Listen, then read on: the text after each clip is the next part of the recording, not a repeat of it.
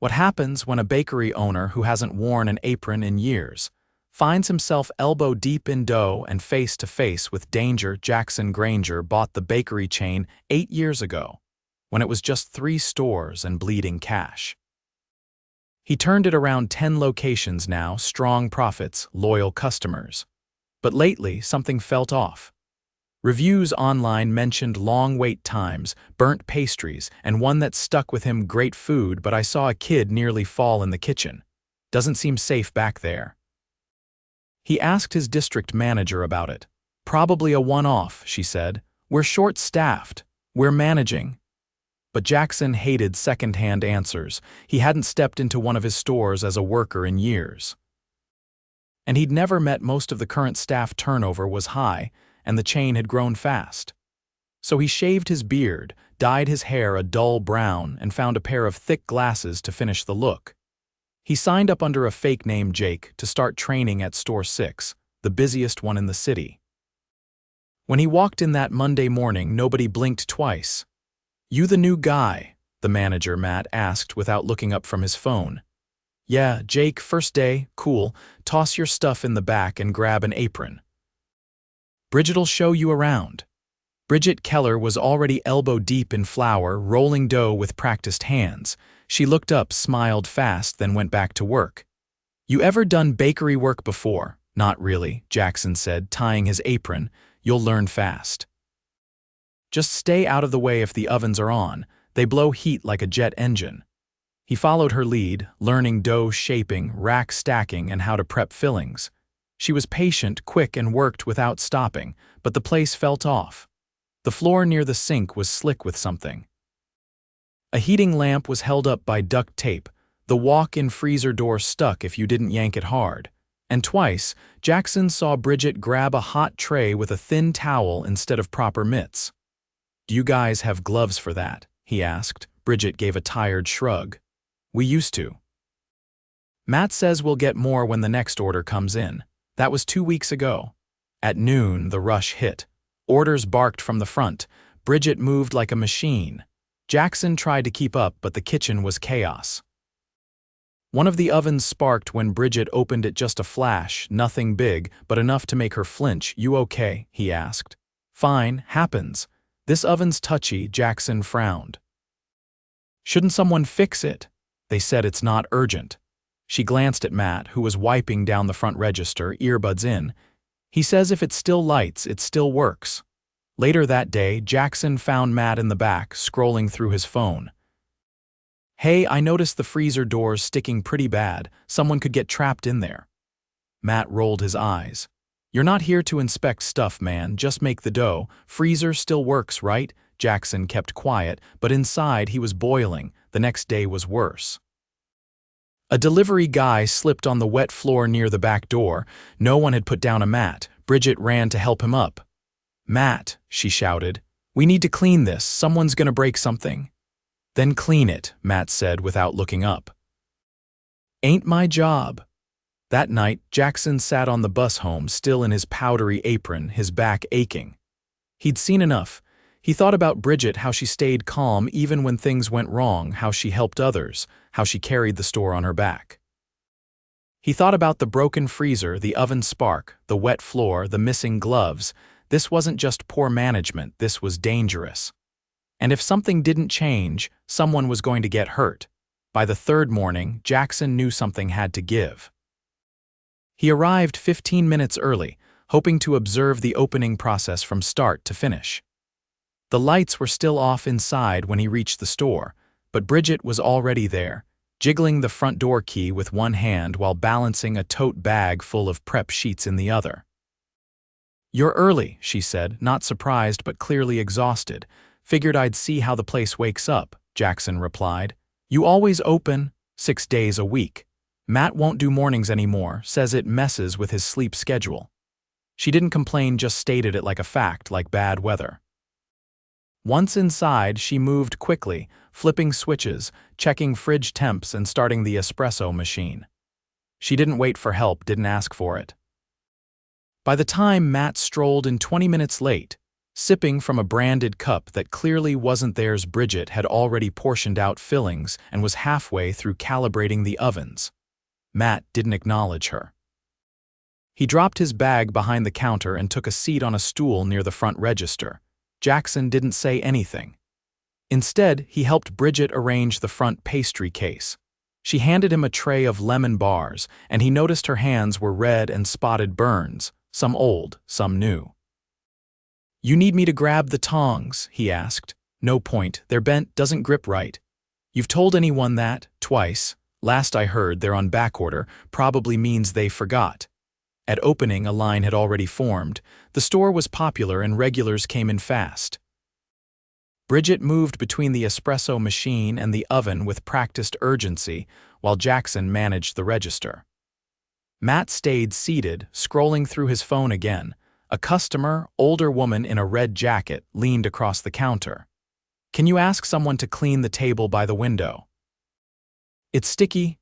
Matt didn't look up. "It'll dry," the woman blinked. "Excuse me," I said. "It'll dry. It's just syrup. Happens." Jackson stepped in. "I'll take care of it, ma'am. One moment." As he grabbed a cloth and wiped the table, he shot a glance at Matt. The guy didn't look up. Didn't even seem to register what had just happened. Later, during a short lull, Jackson stood near the prep sink when a young woman walked in for her shift. She had dyed orange hair, piercings, and wore a patched backpack. She paused when she saw Matt. "You're late," he said. My bus got stuck behind an accident. I called ahead, no excuses. You do this again, I'll cut your hours. I haven't been late since I started. Doesn't matter, I don't need flakiness." She walked quietly to the back, pulled on gloves, and started prepping fillings without another word. Jackson watched her with a tight jaw. Her name tag read Nina. He waited until Matt disappeared into the office before approaching her.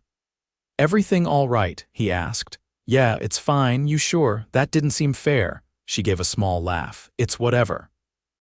Some of us get different rules." "What do you mean?" "Look around. You think Matt talks to Bridget that way? Or Jared? I'm the one whose hours get cut when someone else calls out. I'm the one who gets double-checked when I clock in." Jackson said nothing, but it hit hard. He noted the pattern. Nina had come in ready to work, but Matt found a reason to knock her down before she even started. An hour later, Bridget pulled Jackson aside. "You see the flour bags? What about them?" "They're the wrong kind. We use low-protein flour for the tarts. This batch is all high protein. It'll ruin the texture." "Who placed the order?" "Matt. I told him yesterday. He said it's close enough." "You can't just substitute like that." "Try telling him that." Jackson walked to the back room. Matt was sitting in the office chair with his feet up, a half-eaten sandwich on the desk. "I need to ask you something," Jackson said, keeping his tone neutral. Matt didn't look up. "What now?" "The flour's wrong. Bridget said you ordered the high-protein stuff." "Yeah, cheaper. And we're not a 5-star restaurant. Nobody's gonna notice." Jackson stared at him. "But it changes the whole product." Matt finally looked up. "You're new, so let me explain something. Customers don't care about a few grams of protein per cup. They want sugar, fat, and caffeine. And they want it fast. You want to work here, you adapt." Jackson didn't respond. He left the room, heart pacing faster now. It wasn't just neglect. This was systemic. Matt didn't respect the product, the staff, or the customers. That afternoon, a delivery arrived. Jackson helped unload it with Nina. The boxes were heavy, and the loading dock had no ramp, just a cracked concrete step that made it hard to maneuver carts. As they worked, Jackson saw her stumble slightly. "You okay?" "Yeah, just twisted a bit. This step's a nightmare." He looked down. The edge of the concrete was chipped and uneven, almost jagged. A hazard waiting to happen. Back inside, Bridget was cleaning up the espresso station when the machine hissed violently. Steam shot out sideways, barely missing her arm. She jumped back, startled. "Jesus," she muttered. Jackson rushed over. "What happened?" "Pressure valve's been off. I've been reporting it. Still no fix." He didn't ask if Matt knew. He already knew the answer. By closing time, Jackson had seen enough to make his decision. He waited until the last customer left and the blinds were drawn. Bridget was scrubbing trays, Nina was wiping tables, and Matt was in the office again. Jackson walked to the front, untied his apron, and called out, "Can I get everyone out here real quick?" Bridget raised her head. Nina paused. Matt leaned out from the office. "What's this about?" Matt asked. Jackson pulled off his glasses. "My name's not Jake, it's Jackson Granger. I own this company." The silence was immediate. Bridget's eyes widened. Nina froze. Matt blinked twice, then laughed once, short and disbelieving. "You're kidding." "I'm not. I've been working here for 3 days. And I've seen enough to know this store is being run in a way that puts people at risk. That ends now." Matt stepped forward, face flushing. "Look, if this is about the flour," Jackson cut him off. "This is about how you treat people. About how you ignore safety, substitute ingredients, and dismiss valid concerns. You spoke to a team member with disrespect. You've created a toxic environment. You're done here, effective immediately." Matt's mouth opened, then closed. He didn't argue again. He turned and disappeared into the back room. Jackson turned to Nina. "You should have never been spoken to like that. That was unacceptable." She looked down, unsure what to say. "And Bridget," he continued, "I owe you an apology. You've been holding this place together with duct tape and grit. That's not your job, that's mine, and I failed you." She didn't respond right away, then she nodded slowly. "Thank you." Jackson looked at both of them. "Tomorrow, this store closes for a full audit. Equipment, staffing, safety, you'll still be paid. We'll bring in a team to fix what's broken. And we'll do it right." They didn't cheer. They didn't collapse in relief. They just stood quietly, processing it, because when you've been surviving chaos for too long, stability doesn't feel like a celebration. It feels like a long breath finally released. The next morning, Jackson arrived at Store 6 before sunrise. A locksmith was already working on the front door lock, replacing the worn latch. Jackson nodded a quiet greeting and stepped inside. The space felt colder than the day before. Not just in temperature, but in tone, like it was holding its breath. By 7, Bridget and Nina arrived. Neither wore their aprons yet. They paused when they saw him standing by the espresso counter, clipboard in hand. Jackson looked up. "We're closed today, but I want you both here while we go through everything. You'll be paid for your time, and I need your input." Bridget slid her tote bag under the prep table. "Is this going to be one of those corporate audits where we list problems and they disappear into a spreadsheet?" "No," Jackson said. "This one starts with a wrench and ends with a new manager." Nina crossed her arms. "And if corporate sends another Matt in a new shirt, he won't last long." "Not anymore." A facilities contractor arrived next, followed by 2 safety compliance officers Jackson had requested from headquarters. Together, they began documenting equipment issues, starting with the steam valve Bridget had narrowly avoided the day before. The technician examined it, then turned to Jackson. "This unit's overdue for replacement, not just repair. The internal pressure regulator's been tampered with." "Tampered?" Jackson asked. "Looks like someone disabled the safety shutoff." Nina stood behind him, arms still folded. "Matt said the shutdowns were annoying, slowed drink orders." Jackson didn't speak. He simply nodded once, then wrote a note on the clipboard and moved on. It took nearly 3 hours to get through the kitchen. The duct-taped lamp was removed. A new one was ordered. The cracked concrete loading step was marked for replacement. The freezer door was tested, documented, and scheduled for replacement with a pressure release handle. Jackson stepped outside briefly to take a call from the head of HR. "Confirming Matt's termination paperwork has been processed," she said. "Anything else come up?" "He disabled a safety valve," Jackson said. "Put that in the file." Inside, Bridget was showing the oven controls to the safety inspectors. Nina was reviewing shift logs with one of the assistant managers who'd arrived from another location to help while the store was closed. Jackson waited until lunchtime before gathering the team in the break area. The usual buzz of timers and espresso shots was absent.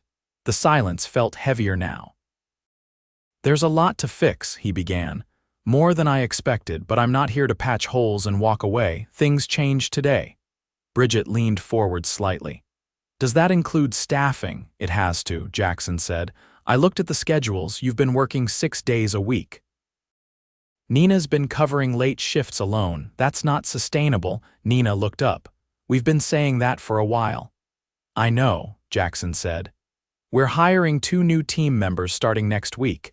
I've approved emergency budget increases for Store 6 for the next 60 days. I want you both part of the interview process. Bridget blinked. We're choosing our own teammates. You're the ones who'll work beside them. You should know who fits. Nina gave a small nod but didn't say anything. Jackson continued, There's more. I've reassigned the district manager who oversaw this region.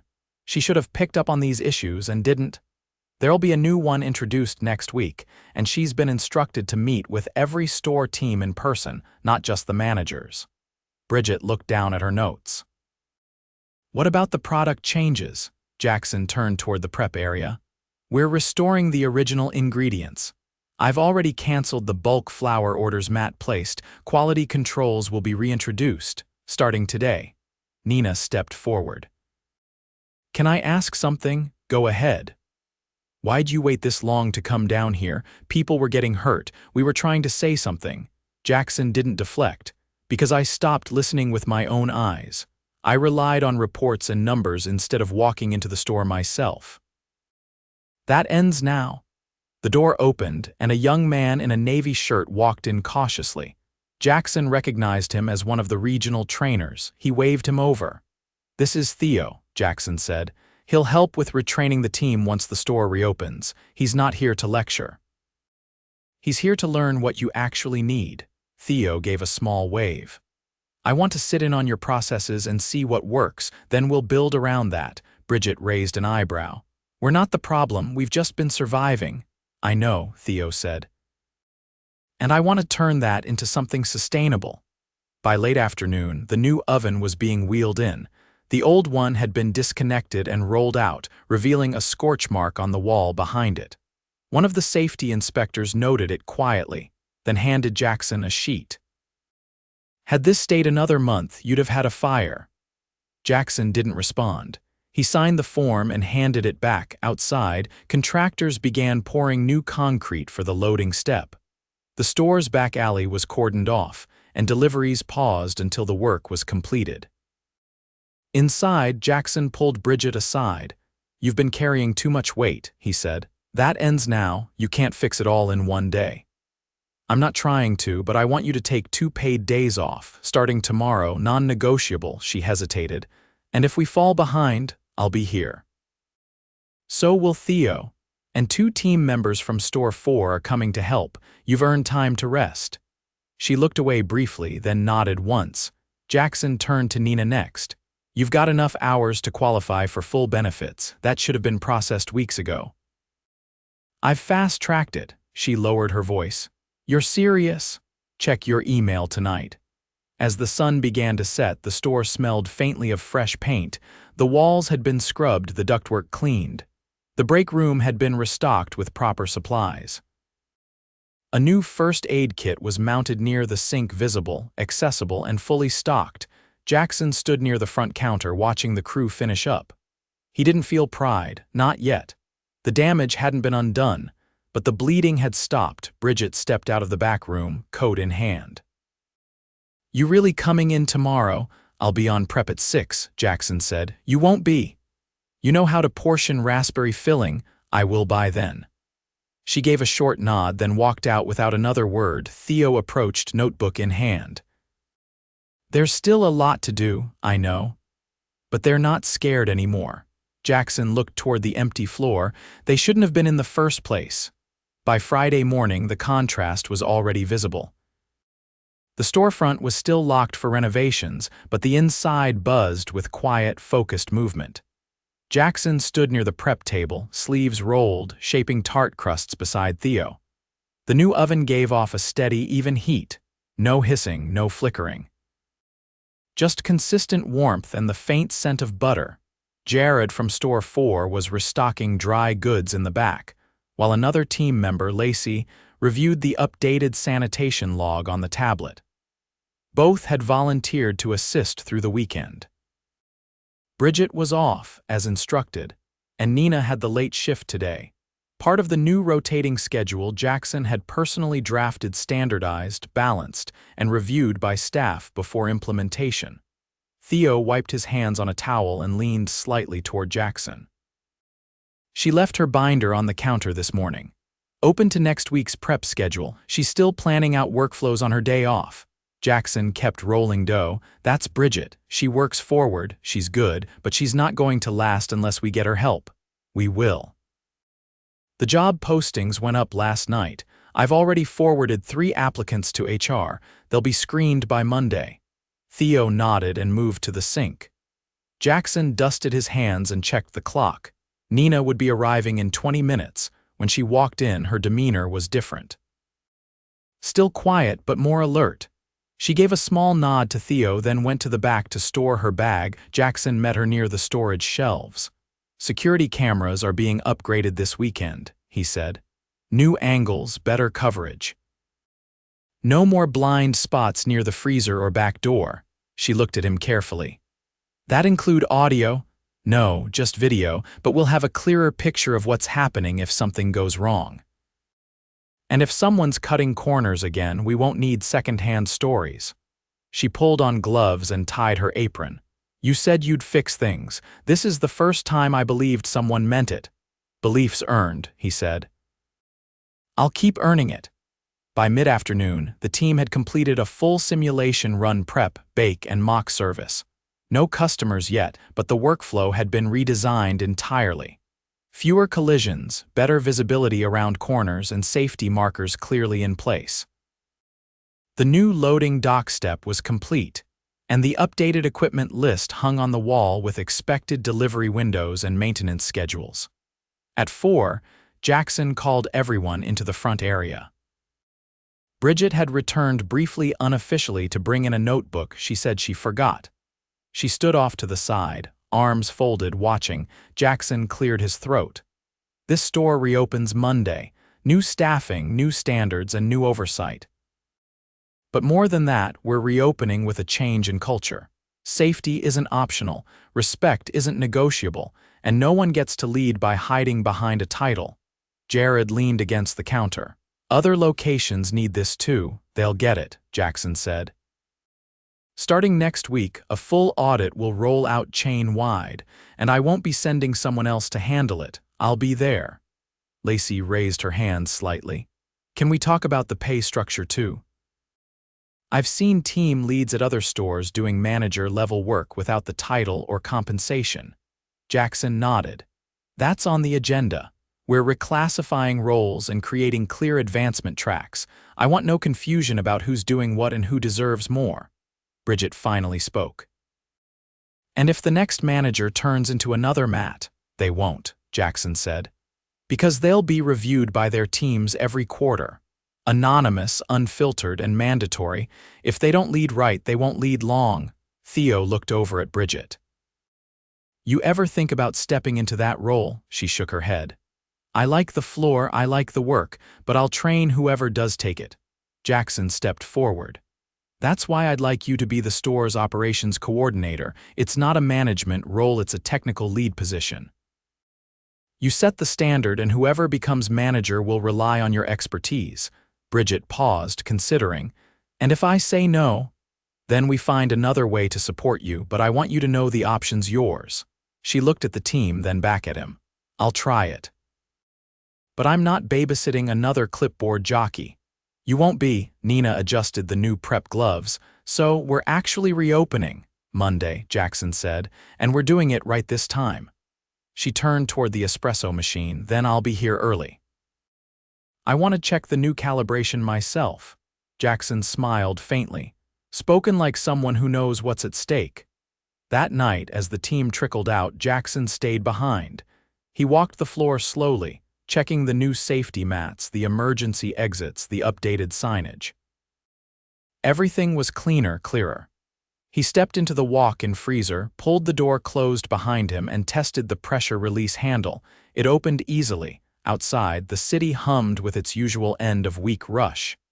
Inside, the bakery was quiet, ready to begin again. He left the lights on as he locked the door. Not because anyone was still inside, but because Monday morning they wouldn't be starting from scratch, they'd be building forward. Together.